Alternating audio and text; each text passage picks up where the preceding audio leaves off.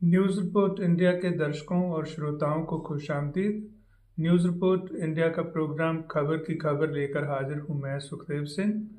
आज के इस प्रोग्राम में हम उन खबरों को कुल मिला के चर्चा करेंगे जिनके अनुसार ईस्ट यूरोपियन कंट्रीज़ और यूएसए के बीच तनाव की स्थिति बनी हुई है और जो नेटो है उसमें दरारें स्पष्ट दिखाई दे रही हैं।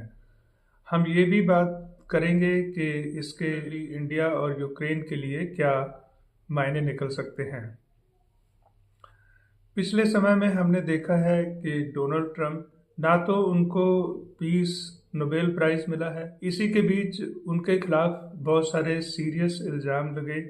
एप्स्टीन फाइल्स में उनका नाम आ गया, जिसके कारण उनको बदनामी जो है झेलनी पड़ रही थी।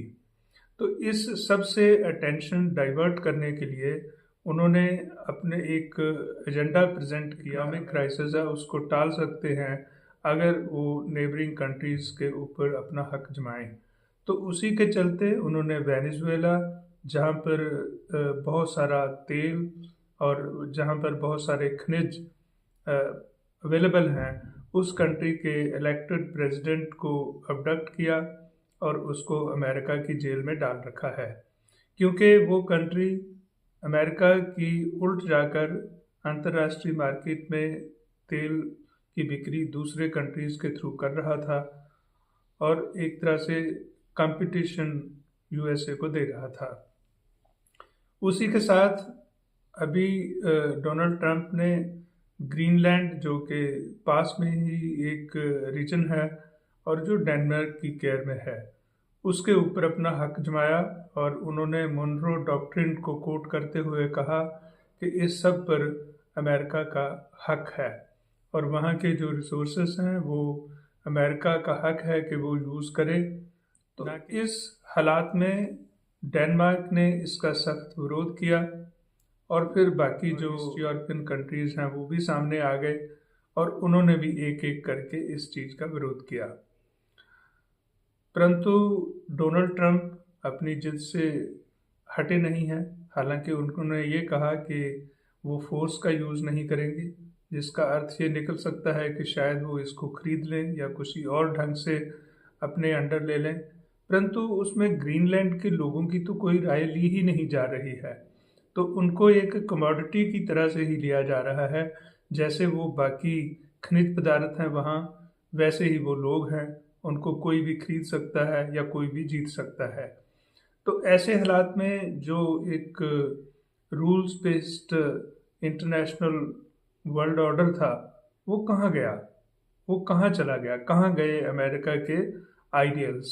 वो यहाँ तक ही सीमित नहीं रहे, उन्होंने अभी हाल ही में एक मैप रिलीज़ किया जिसमें उन्होंने कनाडा को भी अमेरिका का एक हिस्सा शो कर दिया।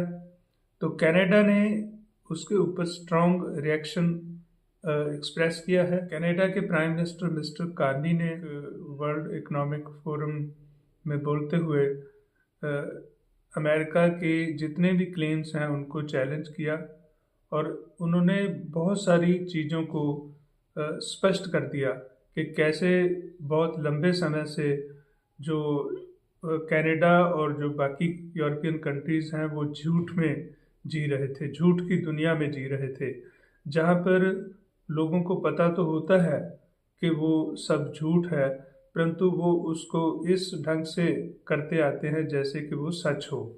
तो इस तरह से वो लंबे समय से झूठ में जीते आ रहे हैं। और उन्होंने ये भी बोला कि जो ज़्यादा ताकतवर देश हैं वो अपने आप को एक तरह से डिसीजन मेकर समझते हैं, परंतु कुछ मिडल पावर्स हैं जैसा कि कनाडा और बाकी और कंट्री, उनको एक साथ आना होगा। तो उन्होंने एक फ्रेज़ कोट की जो कि एक मेटाफर है, if we are not on the table we are on the menu, जिसका अर्थ ये है कि अगर हम एक्टिवली किसी फोरम पर अपनी बात नहीं रखेंगे, हम उसके बारे में बात नहीं करेंगे, तो हम खुद एक बातचीत का विषय बन जाएंगे। जिसका अर्थ ये है कि अगर हम एक्टिवली किसी डायलॉग में एंगेज नहीं कर रहे हैं तो हम जो है वो इनसिग्निफिकेंट बन जाएंगे और कोई भी हमारे बारे में जो है फैसला कर सकता है। तो इसलिए उन्होंने बाकी सभी कंट्रीज़ को यूएसए के साथ जो रिलेशंस हैं उनमें सिर्फ साइलेंटली ऑब्जर्व करना और फॉलो नहीं करना है, उनको एक्टिवली इसमें पार्टिसिपेट करना है और डिसीजन मेकर्स का रोल बनाना है।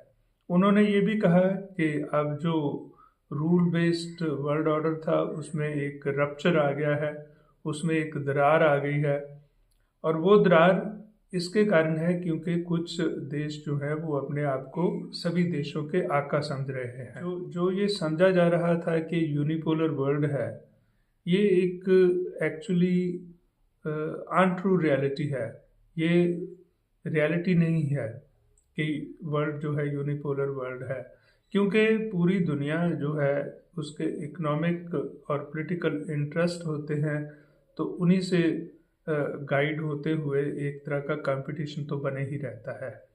परंतु जब कुछ देश जो हैं वो इस हवस में आगे निकल जाते हैं तो कॉन्फ्लिक्ट सामने आना ही होता है, जैसा कि अभी सामने आ गया है। और अभी नेटो जो ने आप ही सबके सामने टूट रहा है। अभी जो यूरोपियन कंट्रीज़ हैं वो उनके ऊपर यूएसए ने एडिशनल टैरिफ्स लगा दिए हैं। तो एक तरह से टैरिफ वॉर जो चल रही है, जो इकोनॉमिक पावर है उसको एक वेपन के तौर पर यूज़ किया जा रहा है यूएसए की साइड से। तो यूएसए अभी इस तरह से बिहेव कर रहा है कि उसके पास ना सिर्फ जो न्यूक्लियर वेपन्स हैं और दूसरी तरह के वॉर वेपन्स हैं, उसके पास इकोनॉमिक वेपन भी है, और उसके पास एक रेटरिक का लिंग्विस्टिक वेपन भी है जिसके थ्रू वो बाकी सभी कंट्री को झुका सकता है।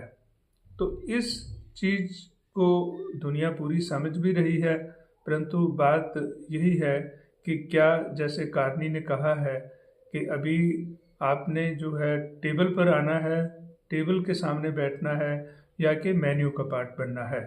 तो चॉइसेस आर ओपन, जिसमें सबसे पहले तो जो है यूक्रेन को समझना होगा कि जिस ढंग से उसने नेटो की मेंबरशिप लेने की दौड़ में, होड़ में, और यूरोप के साथ एक तरह से अपना जो है अफिनिटी और अलायंस क्रिएट करने की हवस में, जिस ढंग से उसने अपने कन्वेंशनल जो एक नेबर है और दोस्त है और जिसके साथ वो लंबे समय से उनकी एसोसिएशन है, रशिया, उससे युद्ध में आ गया है, उसमें वॉर की कंडीशन में आ गया है, और अभी जो है वहाँ पर बहुत सारी डेवस्टेशन हो गई है। उसको समझना होगा कि नेटो तो खुद ही आपस में टकराव में है।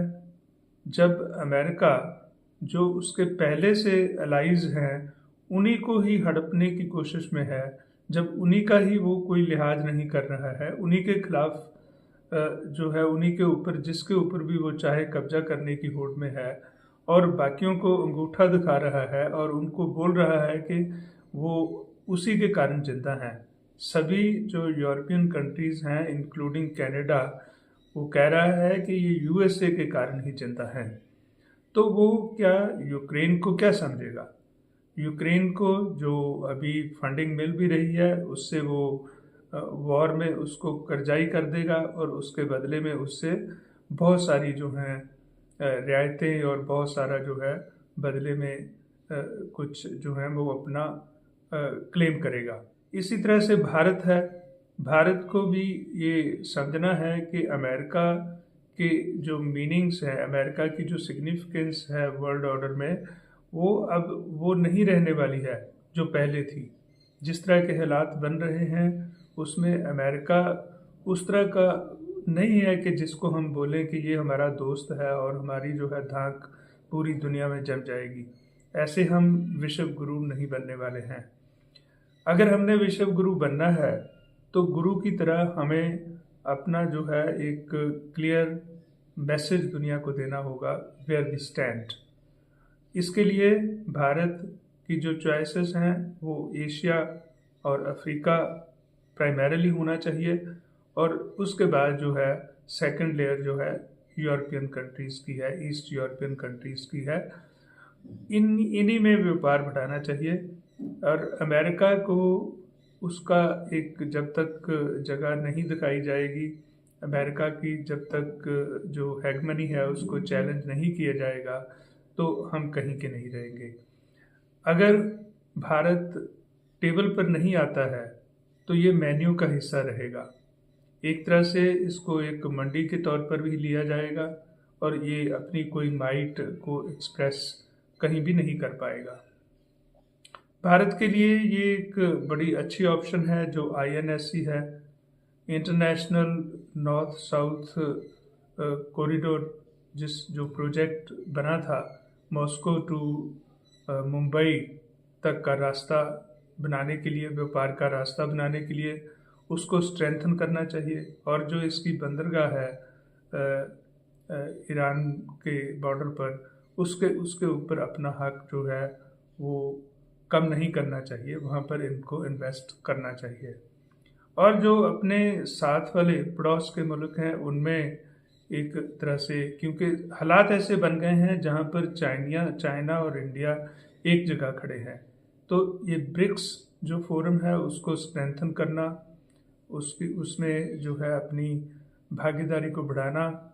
कनाडा, बेशक हमारे कनाडा से कुछ डिप्लोमेटिक रिलेशंस एक जगह एक टाइम स्ट्रेन हुए थे, परंतु जब हम वैल्यू बेस्ड या रूल बेस्ड वर्ल्ड ऑर्डर की बात करते हैं तो उसमें हमें उन कंट्रीज़ के साथ ही खड़ा होना है जो इसको किसी हद तक मानते हैं। तो इसी के साथ मुझे दीजिए इजाज़त। धन्यवाद।